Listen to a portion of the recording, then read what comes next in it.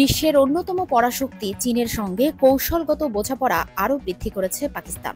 সম্প্রতি দুই দেশের সেনা কর্মকর্তারা একটি গুরুত্বপূর্ণ বৈঠক করেছেন। সেই বৈঠকে চীনের নিজস্ব উপগ্রহ ব্যবস্থা পাকিস্তানকে ব্যবহার করতে দেওয়ার সিদ্ধান্ত নেওয়া হয়েছে। ভারত পাকিস্তান সামরিক সংঘাতের জেরে চীনের এই সিদ্ধান্তকে তাৎপর্যপূর্ণ বলে মনে করছেন বিশ্লেষকরা। অপারেশন সিঁদুর পরবর্তী ভারত পাক সামরিক সংঘাতে পাক সেনাবাহিনী চীনা সমরাস্ত্র ব্যবহার করেছিল। চীনে নির্মিত পাকিস্তানের যুদ্ধবিমান এবং ক্ষেপণাস্ত্র ব্যবস্থা ভারতকে নাস্তানাবুদ করেছে।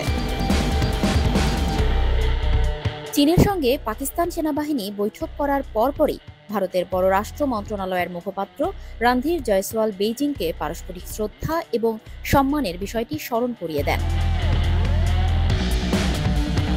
তিনি বলেন, চীন নিশ্চয়ই জানে ভারত ও চীনের সম্পর্কের ভিত্তি হল পারস্পরিক আস্থা, বিশ্বাস এবং সংবেদনশীলতা। ভারতের এই বিবৃতিকে চীন পাত্তা না দিলেও পাকিস্তানের পররাষ্ট্রমন্ত্রী ইসহাক দারের সফরকে গুরুত্বের সঙ্গে নিয়েছে বেইজিং। ইসহাক দারের সফরের মধ্যেই ভারত ও পাকিস্তানকে গুরুত্বপূর্ণ প্রতিবেশী অভিহিত করেছে চীন। শুধু তাই নয়, ভারত পাকিস্তানের মধ্যে যুদ্ধবিরতি সমঝোতা বজায় রাখার ব্যাপারেও বেইজিং গঠনমূলক ভূমিকা পালন করবে বলেও জানিয়েছে চীন।